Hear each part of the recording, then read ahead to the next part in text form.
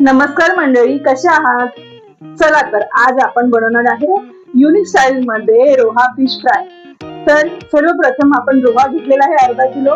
त्याच्यामध्ये मी 2 चमचे लाल मिरची पावडर, धने पावडर, गरम मसाला 2 चमचे, चिकन मसाला 1 चमचा, मटन मसाला 1 चमचा, तसेच चवीनुसार मीठ घेतले. गंमत म्हणजे काय झालं, माझ्याकडे आज लिंबूच नाहीये घरामध्ये, तर मी आज ह्याच्यामध्ये विनेगर टाकून एक मच्छीला एक आंबटपणा येण्यासाठी थोडस अर्धा चमचे मी विनेगर टाकत आहे. अर्ध झाकण म्हणजे सिरका टाकत आहे. मग आपण आता ह्याला मिक्स करूया चांगल्या प्रकारे. मसाला लावून झाला आहे व्यवस्थित. त्याला मॅरिनेशन करण्यासाठी 10 ते 15 मिनिटं आपण ठेवूया. आता 10 मिनिटं झालेले आहेत मॅरिनेशन करून. चला आता आपण पुढच्या कृतीकडे वळूया. मगाशी सांगितल्याप्रमाणे आज मी नाचणीचं पीठ टाकून आणि रवा हे मिक्स करून मच्छी फ्राय करणार आहे एकदम युनिक स्टाईल मध्ये. अर्ध वाटी नाचणीचं पीठ, अर्ध वाटी रवा. माझ्याकडे बारीक रवा नव्हता म्हणून मी जाड रवा वापरला आहे. त्यात चवीनुसार मीठ,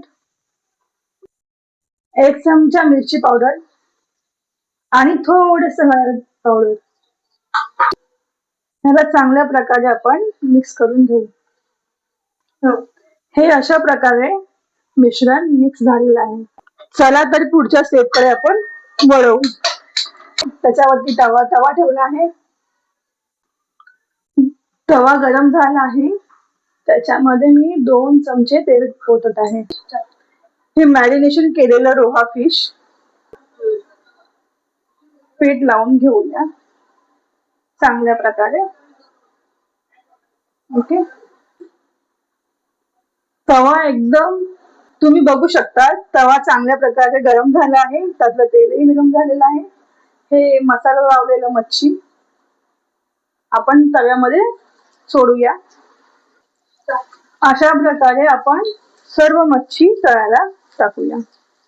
अशा प्रकारे सर्व मच्छी आपण तव्यावरती फ्राय करायला टाकली. चला आता मच्छी चांगल्या प्रकारे फ्राय झालेली आहे खालच्या बाजूने. तसंच आपण उलट्या बाजूने फ्राय करूया. तव्यातली मच्छी आपण दुसऱ्या साईडने पलटलेली आहे. मच्छी फ्राय झालेली आहे. पण आपण काय करूया, ही जी मच्छी आहे ना, हिला तव्याच्या असं कोपऱ्या साईडला लावूया, जेणेकरून त्याच्यामध्ये